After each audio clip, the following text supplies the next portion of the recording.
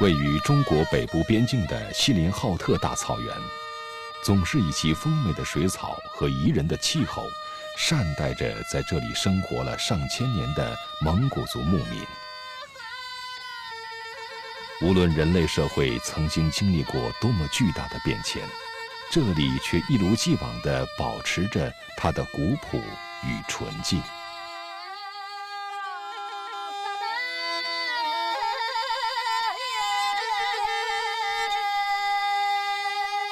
蒙克和乌兰夫妇原本只是锡林浩特草原上的普通牧民，但自从1998年开始，他们的生活突然发生了戏剧性的转变。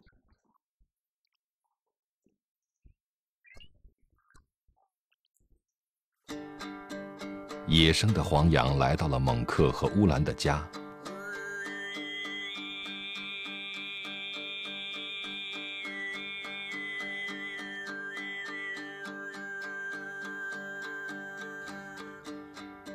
如今，当初的3只小黄羊已经成群结队。蒙克和乌兰成为中国第一个私人管理的野生动物保护区的主人。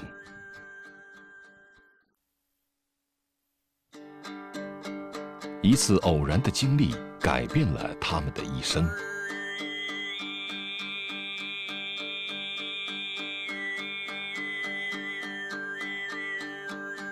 一户普通的牧民也能建立自己的野生动物保护区吗？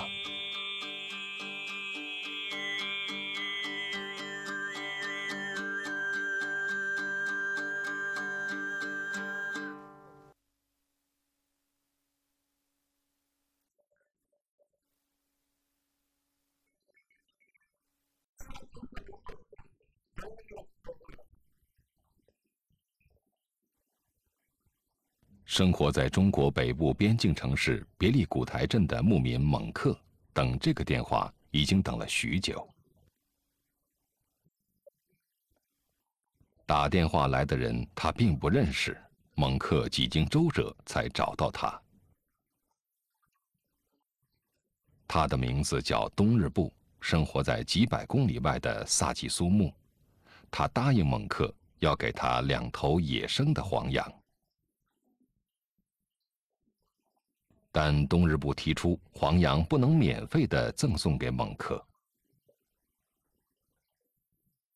蒙克的妻子乌兰听说要花钱才能得到黄羊，很不高兴。他们的儿子齐达也很想得到那2只黄羊，但面对父母的争执，他有点无可奈何。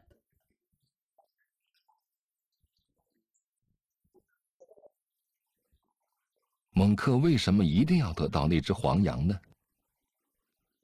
故事还得从10年前说起。草原此时也正值冬季，但比起北方的蒙古国来说，气温要高一些。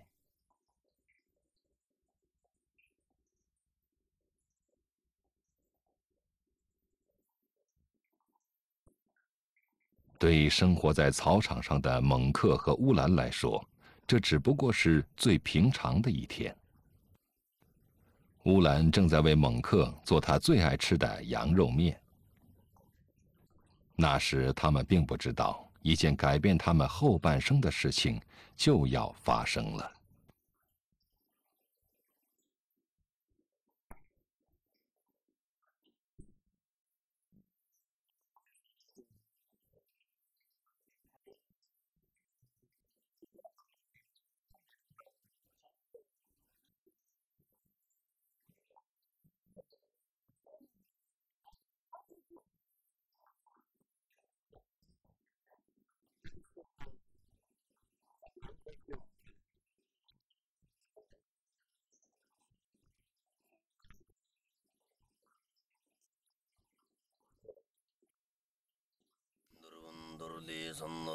3只小黄羊就这样来到了蒙克家的草场上，他们奔跑了上百公里的路程，多数家人已经在旅途中迷失。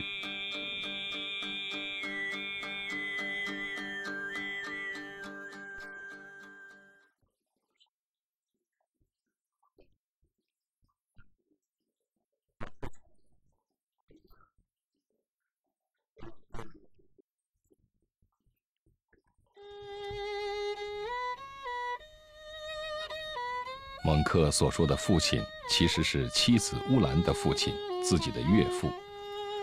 老人家在草原上当了一辈子的牧民，黄羊在他的心目中是神圣美好的生灵。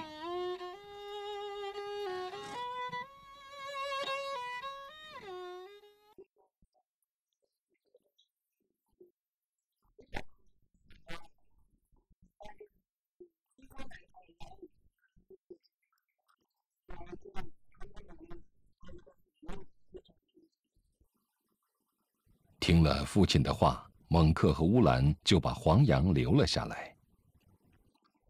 由于黄羊是野生动物，不能圈养，蒙克和乌兰就让他们自由自在地在自家的草场上生活。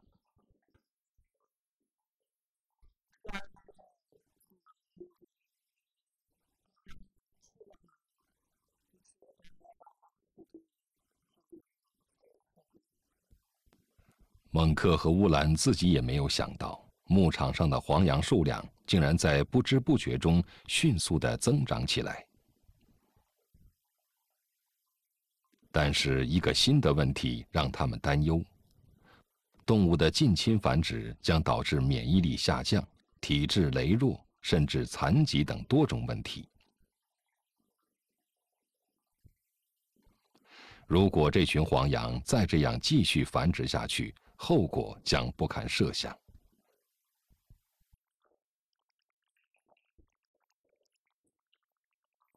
哪里能够再找几只野生黄羊，帮助他们繁殖后代呢？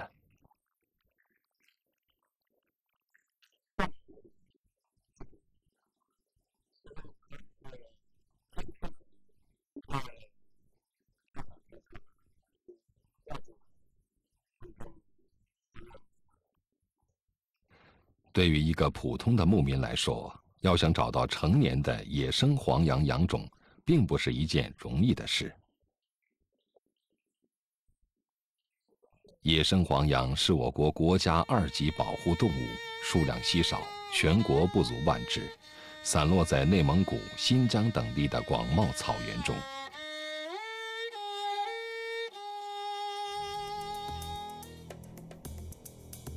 它们经常在中国和蒙古国边境间徘徊穿梭，奔跑速度极快，一见到人类，远远的就会逃走。所以，蒙克要想找到野生黄羊羊种，并不是一件容易的事儿。蒙克到处跟人打听，终于听说附近镇里有个牧民东日部家里有黄羊。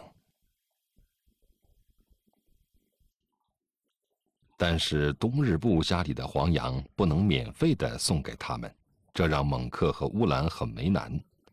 东日部到底要多少钱才能把黄羊给他们呢？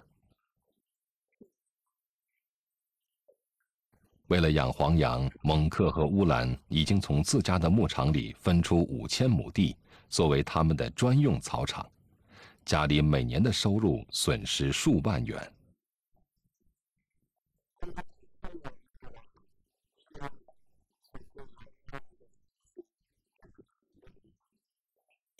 正当一家人发愁的时候，电话铃又响了。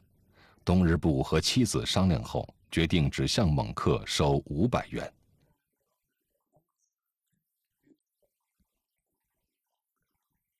这对蒙克和乌兰来说，并不是一个大数字。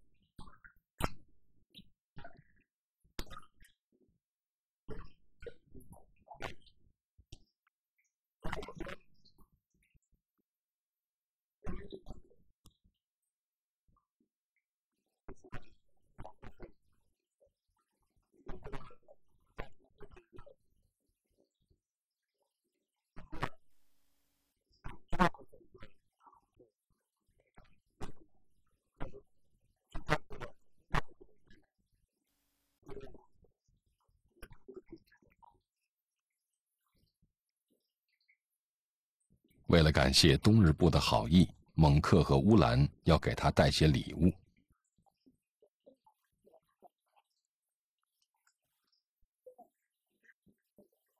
这里大部分的蒙古族信仰藏传佛教，哈达是人们相互之间表示友好的象征。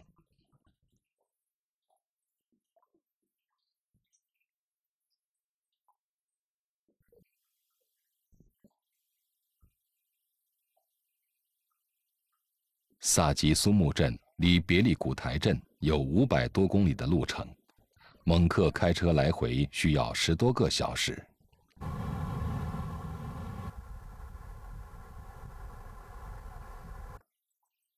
刚走了一半路程，车突然坏了。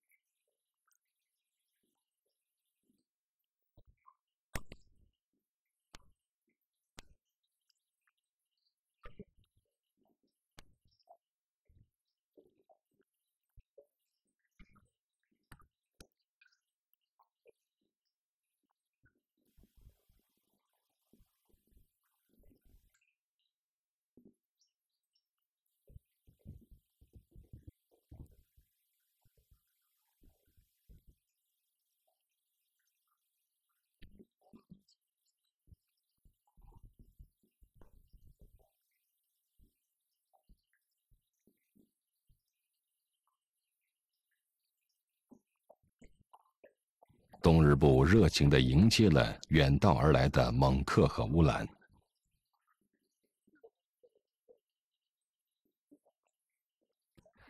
一进东日部家的院门，乌兰就看到了躲在车库里的黄羊羔。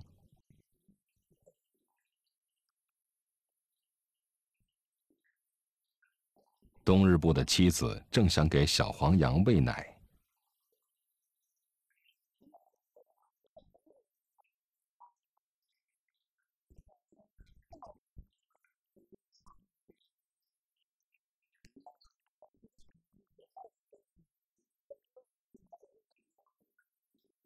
小黄羊刚刚出世就失去了父母，被东日部的妻子收留后，他还是没有从惊惶不安中解脱出来。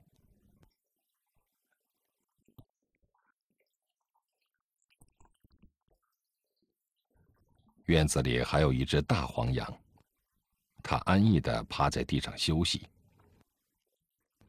大黄羊已经在东日部家里住了1年之久，不太怕人。东日部的妻子是从一只小羊羔把它养大的，它正是蒙克和乌兰一直期待的配种公羊。似乎只有站在大黄羊身边，小黄羊才感到安全。要把这2只黄羊送人，一家人还真有点舍不得。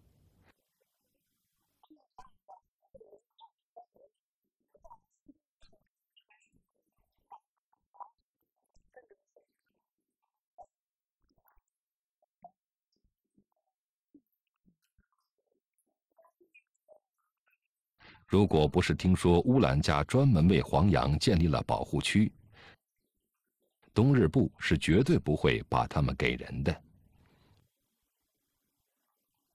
但此时东日部的妻子又有一点犹豫。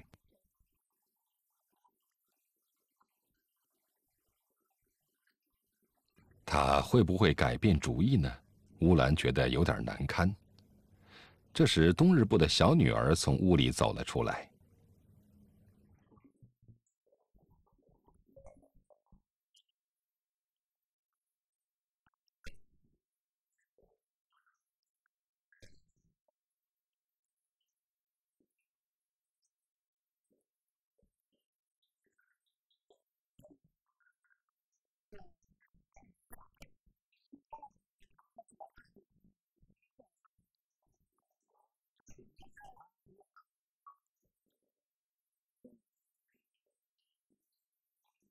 正在尴尬之时，有几个人来东日部家里买绵羊。东日部家养了近1000头绵羊，其中大部分是母羊。每一头母羊每年都能产下一只羊羔，羊羔长到1岁后就可以卖了。卖羊的所得是蒙古族牧民最主要的家庭收入。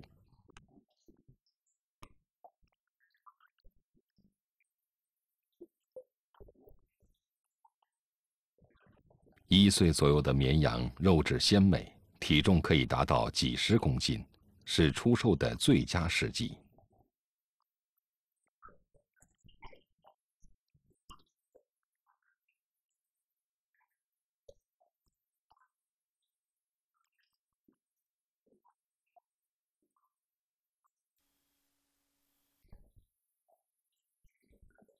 到了给小黄羊喂奶的时间，小黄羊却怎么也不肯吃。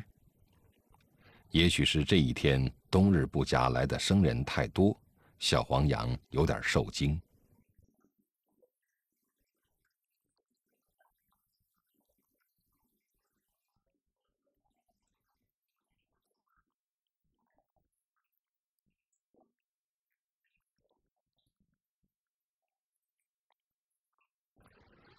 蒙克和乌兰还急着赶路，他们想赶快把黄羊接走。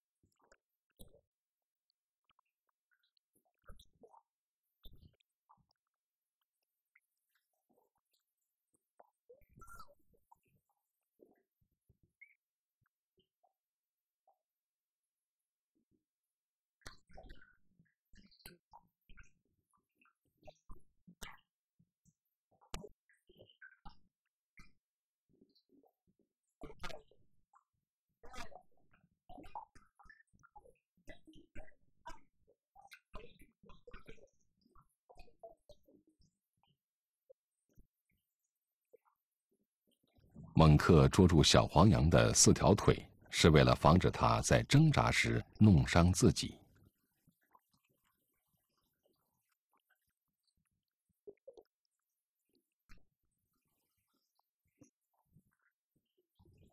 黄羊4肢修长，这让它们能够灵巧地在草原上躲避敌人的追捕，但它们的4肢也很容易折断。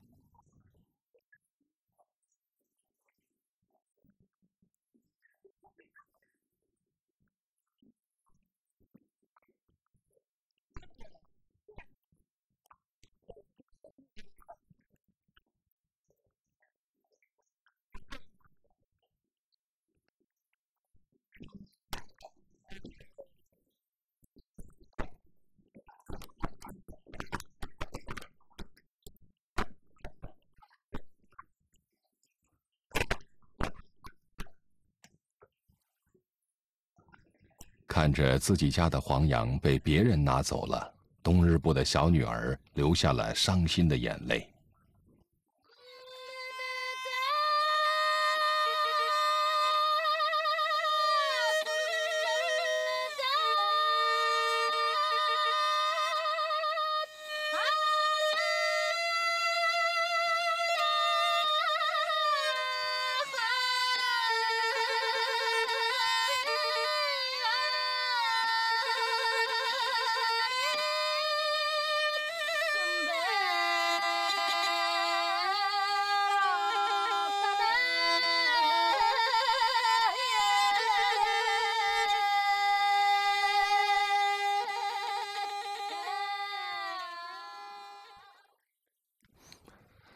终于找到了可以给自家黄羊配种的公羊，蒙克和乌兰心里卸了一个大包袱，回家的路似乎也变得没那么长了。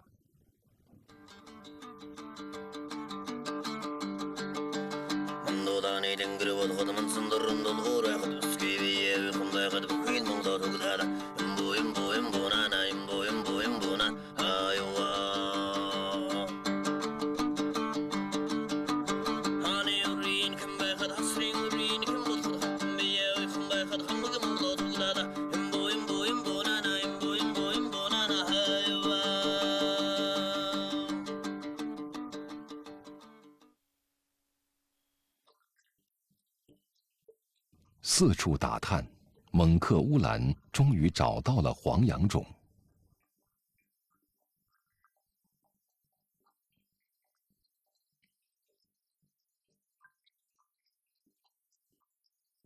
不吃不喝，小黄羊拒绝人类喂食。两只黄羊能完成给野生黄羊群换血的使命吗？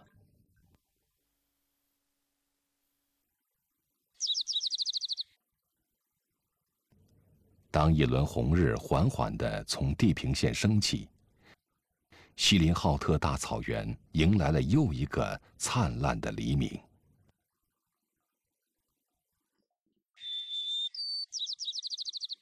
草原上，蒙克和乌兰的家被日光染上了一片火红。昨天直到午夜才赶回家。乌兰叫蒙克起床的时候，蒙克还觉得疲倦未消。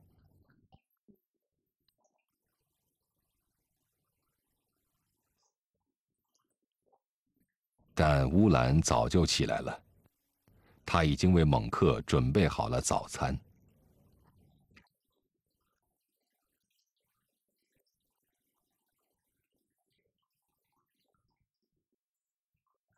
吃过早餐，蒙克和乌兰赶紧去看车里的黄羊。由于头一天回来的太晚，而且也怕新来的黄羊跑掉，蒙克还没有把它们放下车。乌兰第一个想到的就是一天一夜没吃东西的小黄羊。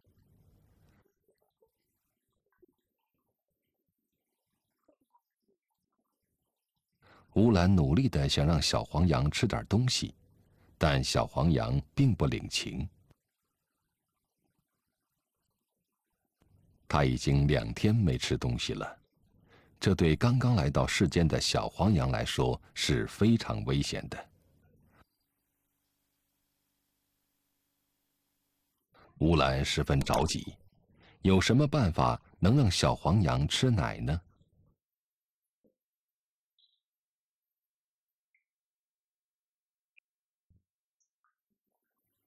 蒙克把车开进自家的牧场。对新来的黄羊来说，这里是最安全，也是最舒适的地方。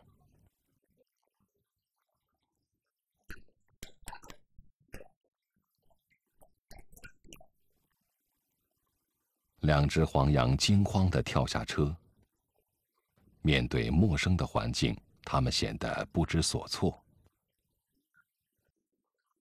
乌兰家的大白猫对这2个新来的家伙感到好奇。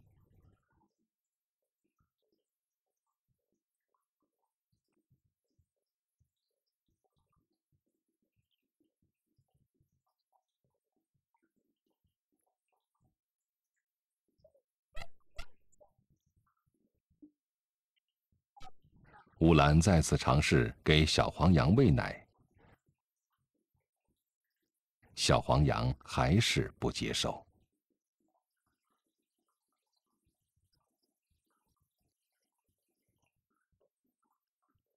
大黄羊很快就适应了环境，回到久违的草场上，闻到空气里散发的浓重的青草的味道，它贪婪地吃起来。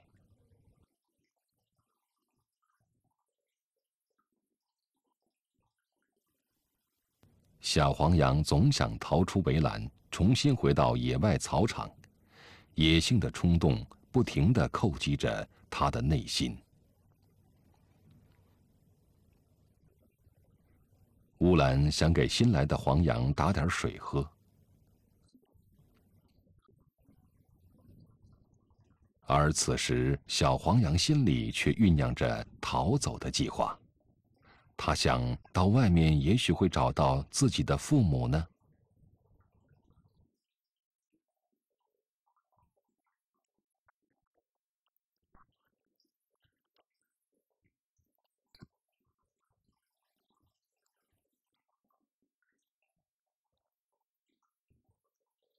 小黄羊发现栅栏并不紧密，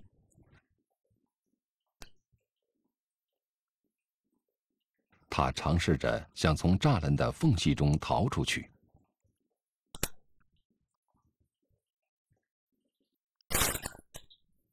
他成功了。走出栅栏，他来到院子里，蒙克和乌兰去打水了。院子里静悄悄的，没有一个人。他向院外的草场走去，家里人到底会在哪里呢？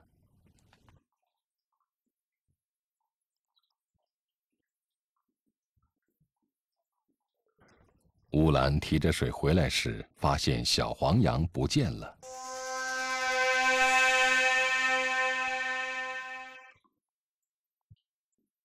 齐达急忙骑上摩托车，到院子外面去找小黄羊。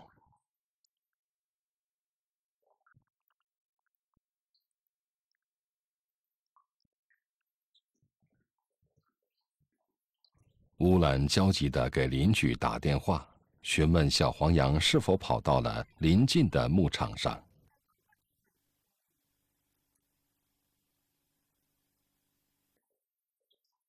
齐达在草场上转了一圈，也没有找到小黄羊。小黄羊丢了，大黄羊也很着急。它到底去哪儿了呢？2天没吃东西的小黄羊，万一遇到了狐狸和鹰，后果将不堪设想。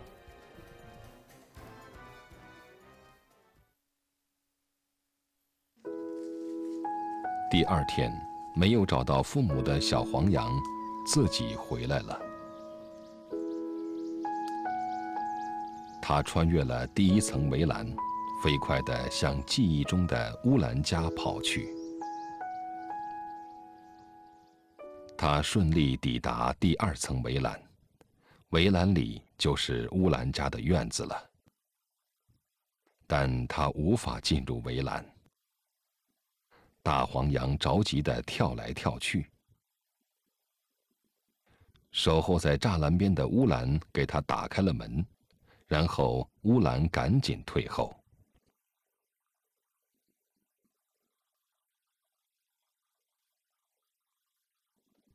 见乌兰离去，小黄羊才小心翼翼地走进了院子。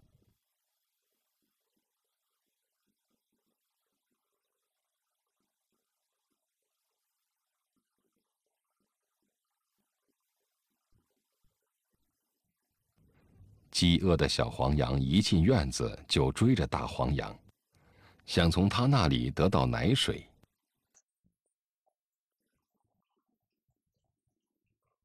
可惜的是，大黄羊是一只公羊，它不能给小黄羊乳汁。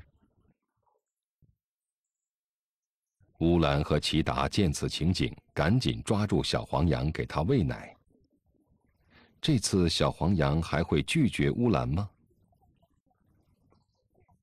它迫不及待地吃了起来。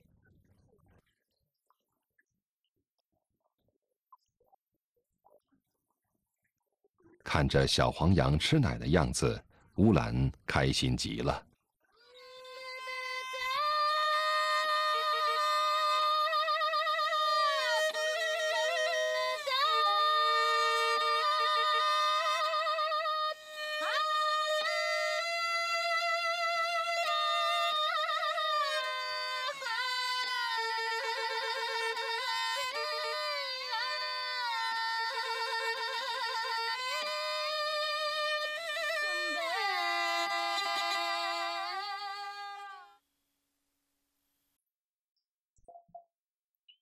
蒙克和乌兰家现在有2万亩草场，是国家分配给他们使用的。2万亩草场可以放牧几百只绵羊，能够给他们家带来每年10几万元的收入。但蒙克家只有15000亩放牧着自家的牛羊，仅1/4的草场留给了黄羊。野生黄羊不能集中饲养，因为它们每天跑个不停，草原就是它们的运动场。5000亩的草场可以让它们尽情地奔腾。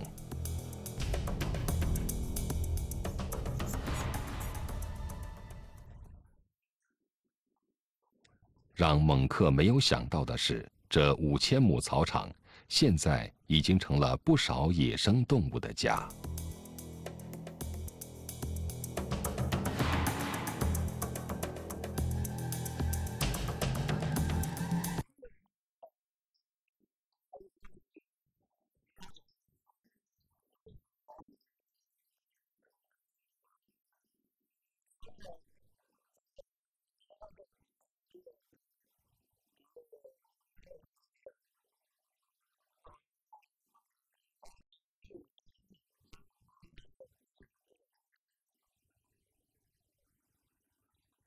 2只黄羊很快适应了牧场上的环境，它们每天过着悠闲的日子。但大黄羊却一直有点心神不宁。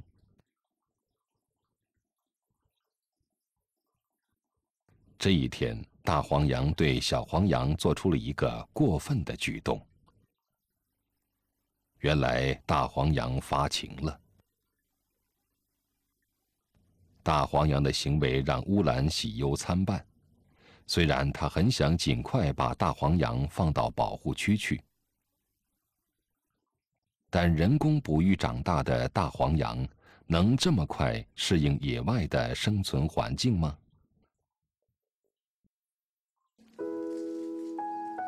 黄羊是群居性的动物，乌兰家的这群黄羊在完全没有人工干预的情况下，从最初的3只自己繁殖到了30多只，它们之间有着亲密的血缘关系。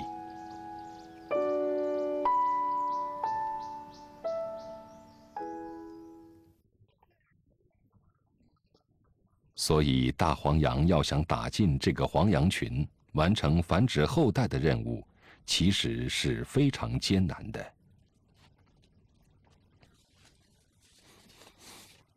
但是蒙克和乌兰必须把大黄羊放到羊群中去，这是解决黄羊群近亲繁殖问题的唯一办法。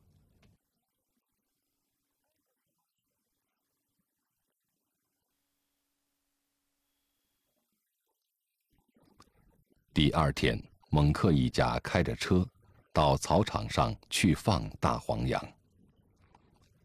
大黄羊急切地想马上跳下车，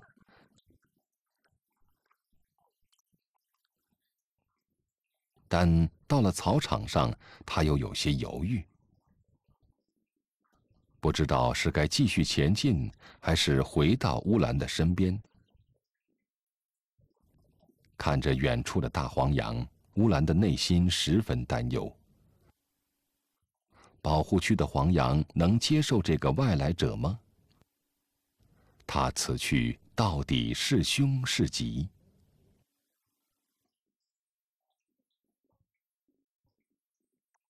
大黄羊终于蹦蹦跳跳地跑远了。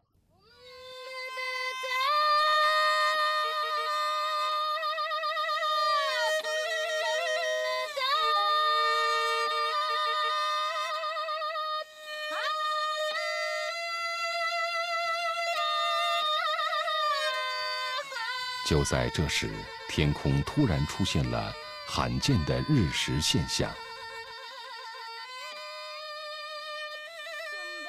灿烂的太阳光被月亮的阴影蚕食着，逐渐消失在地球的另一边。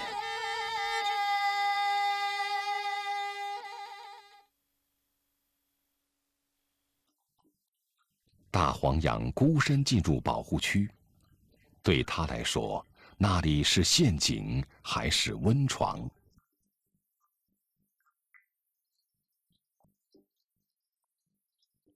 小黄羊将独自留在人们身边生活，它会丧失与生俱来的野性吗？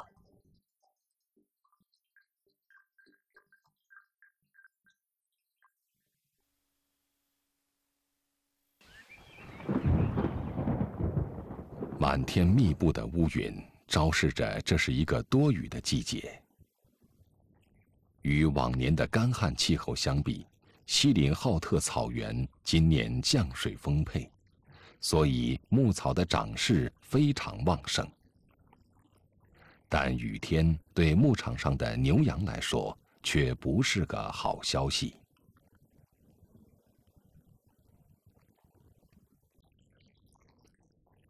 乌兰发现大黄羊孤独地卧在一片草丛里，无精打采的，像是生了病。会不会是它跟人类在一起生活的时间太久，以致野生的黄羊们将它拒之群外呢？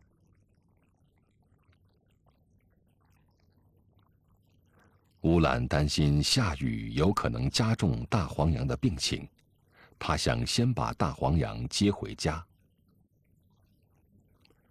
乌兰一个人缓慢地向大黄羊靠近，但几天来的野外生活已经让大黄羊恢复了部分野性，他不愿让人们靠近。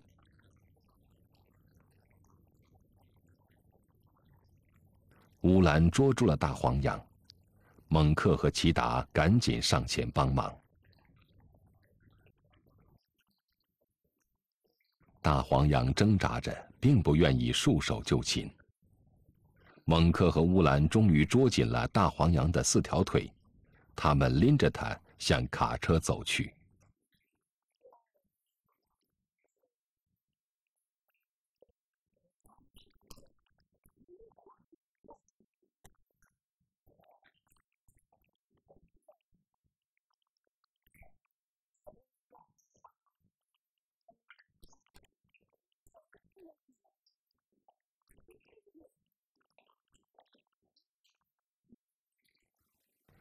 乌兰的手紧紧摁住大黄羊的前腿，怕它受惊舞动起来，把自己弄伤。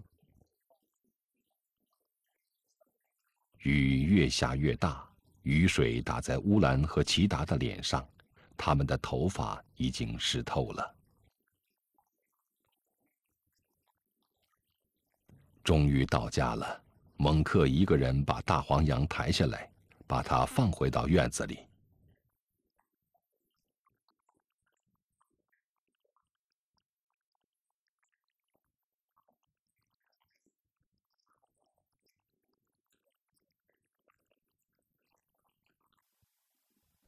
这时，羊倌也赶着放养的绵羊回到了羊圈。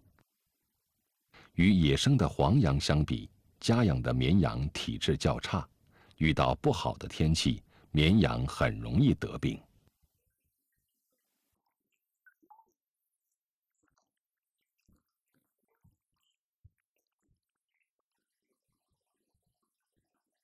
雨过天晴，太阳从厚厚的云层里重新显露出它璀璨的光芒。一只刚刚出生的小绵羊羔还没有从刚才的冰冻中缓和过来，但温暖的阳光很快就会把它晒干。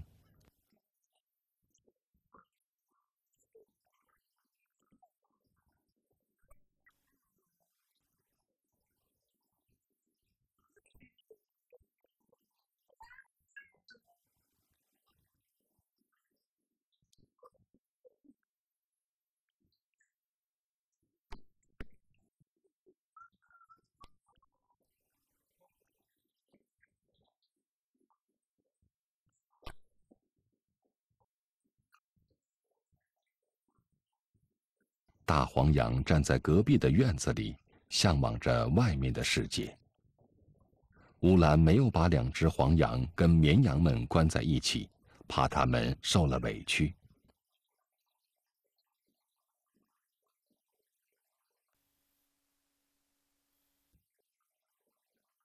第二天，乌兰发现大黄羊竟然逃走了。蒙克赶紧开车到牧场上寻找。天又开始下起了雨。大黄羊为什么不告而别？草场上的野生黄羊们并不接纳它，它还能跑到哪里去呢？蒙克来到围栏边，但他并没有发现黄羊留下的脚印。那么，大黄羊也许还在围栏里面。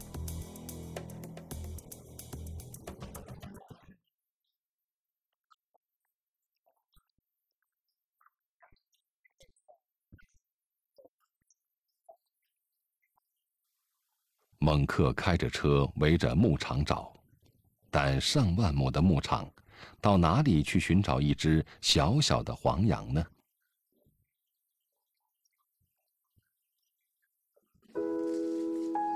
终于，大黄羊再次出现在蒙克的视野中。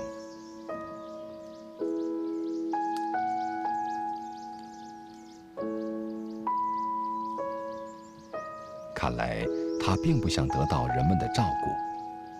他已经长大成人了，要靠自己在草原上活下去。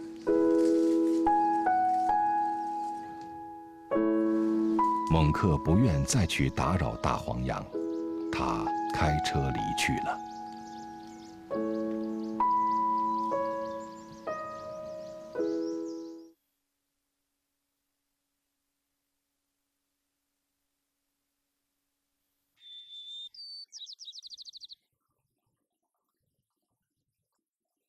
在乌兰的细心照料下，小黄羊羔长成一只漂亮的年轻母羊。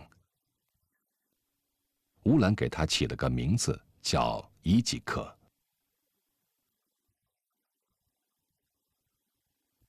大黄羊再也没有回来，它已经在草场上找到了自己的归宿。乌兰家一如既往地在草场上放牧牛羊，同时也照顾着牧场上的黄羊们。黄羊群的逐年扩大，是否给乌兰家带来过什么麻烦呢？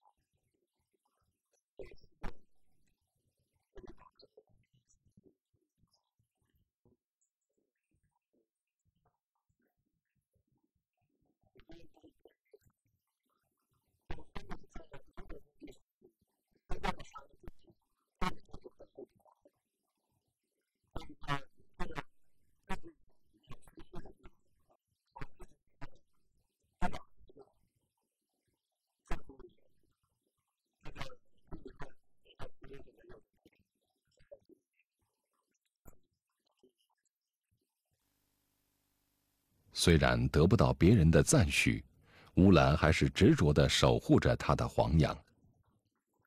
但让他没想到的是，一天，两个不速之客闯进了他家的草场。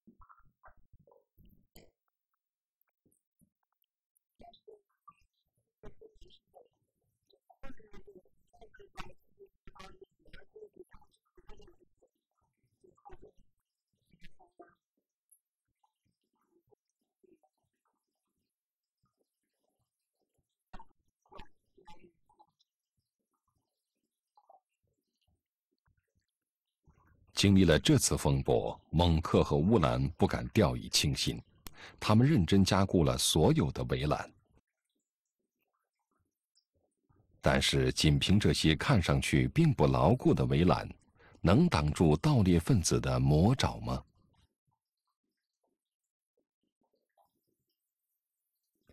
盗猎事件发生后，更多的人知道了蒙克和乌兰保护黄羊的事，他们纷纷伸出了援助之手。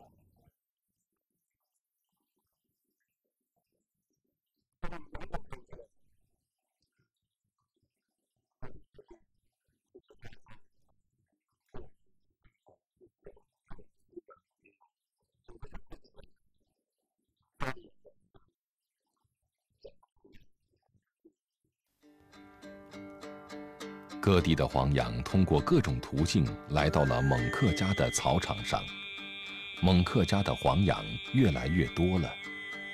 盗猎分子也因受到人们的谴责，再也没有出现过。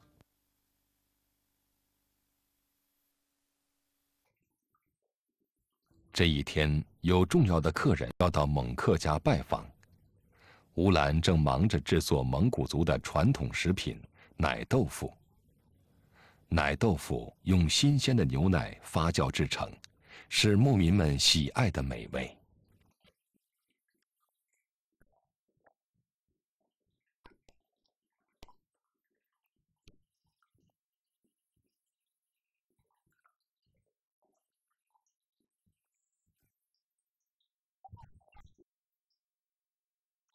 贵客临门，乌兰一定要杀羊宴请，才显得尊重。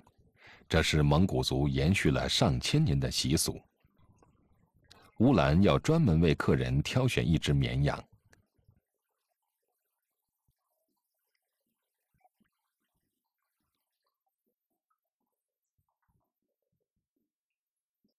他一把抓住了绵羊的一条腿，但绵羊的力气也很大，羊倌赶紧上前帮忙。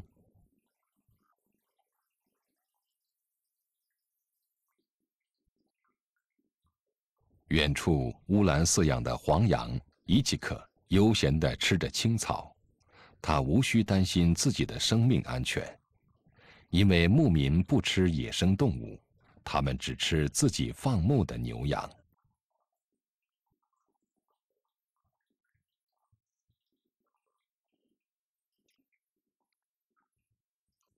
杀羊的事由蒙克负责，这是每一个蒙古族男人都必须掌握的技巧。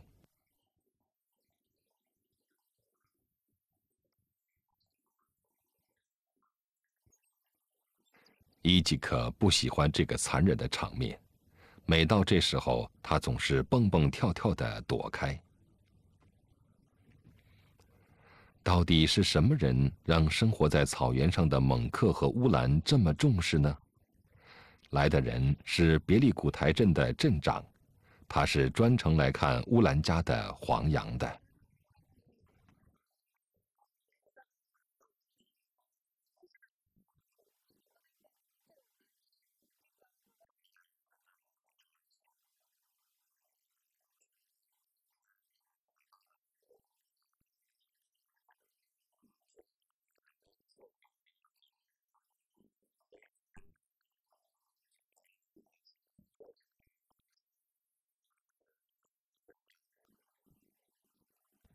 原来蒙克和乌兰养黄羊的事情已经传到了镇政府。为了鼓励乌兰家这种保护环境、保护野生动物的行为，镇政府决定正式为乌兰家的保护区挂牌。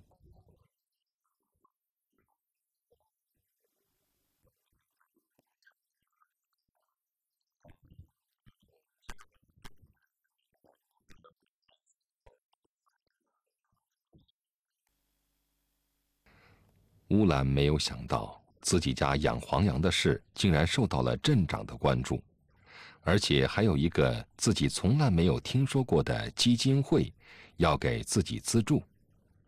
这是不是就是父亲所说的好运呢？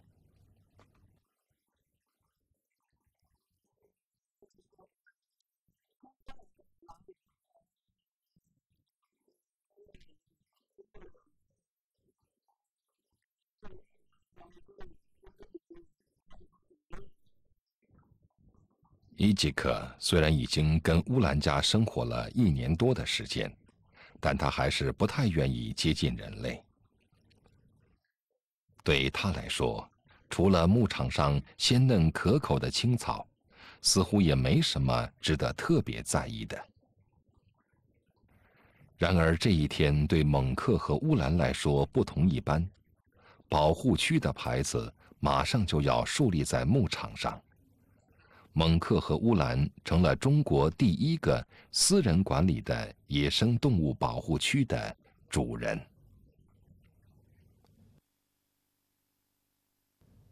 为了庆祝乌兰家正式成立自己的保护区，几个朋友一起唱起了蒙古族古老的歌调。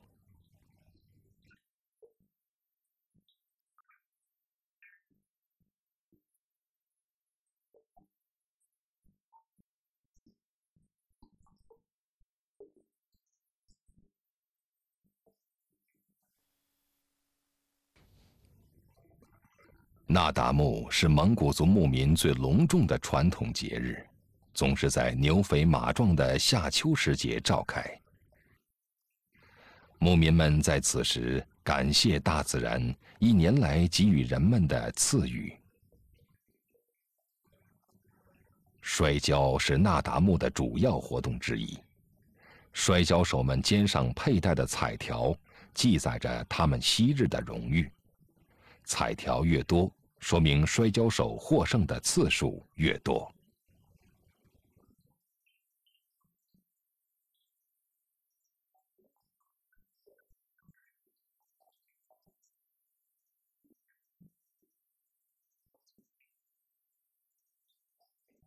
这是16岁的齐达第一次上场，他的对手是一位久经沙场的老摔跤手。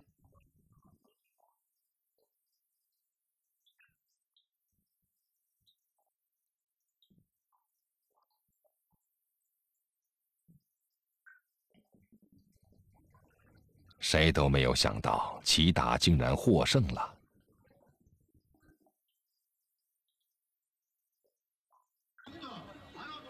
看到儿子的成功，蒙克和乌兰既惊奇又兴奋，他们的孩子长大了。想起当年第一次在牧场上见到黄羊的时候，齐达只有4、5岁。如今10多年已经过去了。